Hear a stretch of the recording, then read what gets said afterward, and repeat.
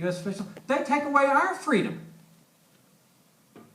I mean, do you realize now that the U.S. military has the power to round up any number of Americans at once simply by labeling them terrorists, carting them away to a concentration camp or a military dungeon, torture them, and possibly even execute them after some sort of kangaroo tribunal like the kind they have in Guantanamo?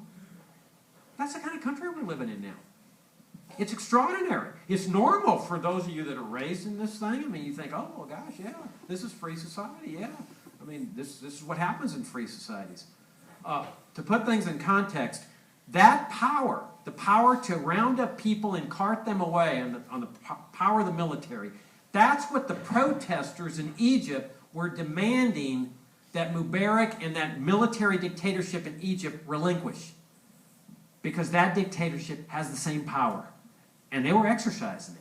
They've been exercising it for 30 years. It was a temporary power. Just like George Bush says, it's a temporary emergency power we're exercising here.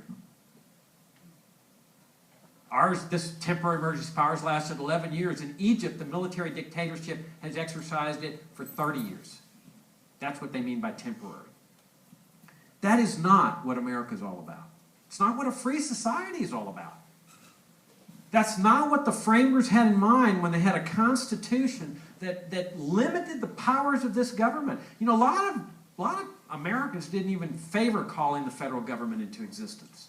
They opposed the Constitution because they said, if you call this federal government into existence, it's going to turn out to be like all other governments in history. They're going to have a vast military establishment. They're going to use that military against the citizenry.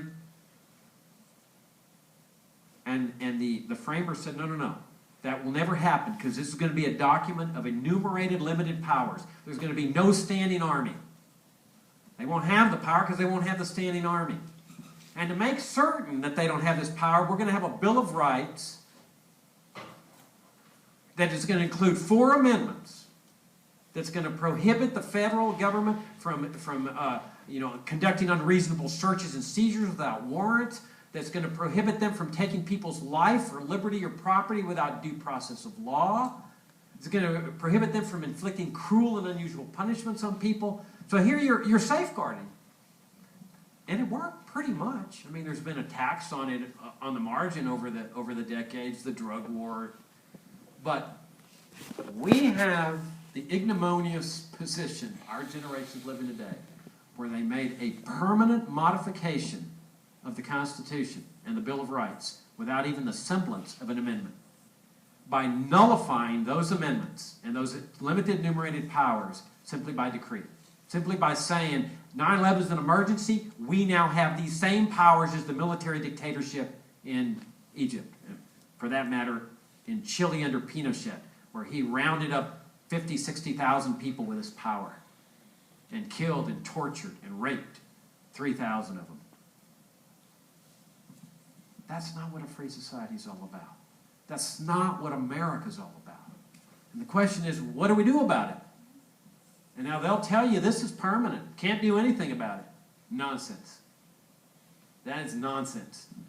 One of the most powerful forces in the universe in which we live is the power of a small movement of determined people to bring about change in society. With principles and ideals and ideals. And that's where you come in. That's why we're here. To raise your vision to a higher level. To be unwilling to accept the society in which you have been born and raised. To end this injustice. To end this humiliation and abuse of people around the world. To dismantle this empire. Bring all those troops home. Discharge them into the private sector. Restore the principles of a limited government republic to our land. Restore our liberties. The liberties that people fought for when they got those 4 amendments into that Bill of Rights. Can it be done? Well, of course it can. You can see the great movements. Freedom of speech, freedom of religion, habeas corpus. They were all begun with small groups of determined people. The Arab Spring. These are small groups of people. And that's what we're about. So the 3 of us, the 4 of us, are all about. We want to change the world. That's why we're here. We want to change the world, but we need your help.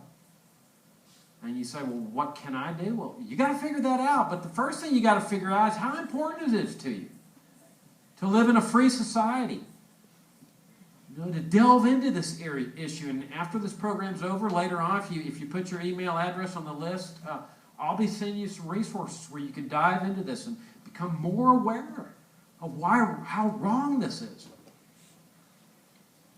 And then you decide where you fit in, what best you can do to change the world, and to change the world by changing America and leading the world out of this horrific morass.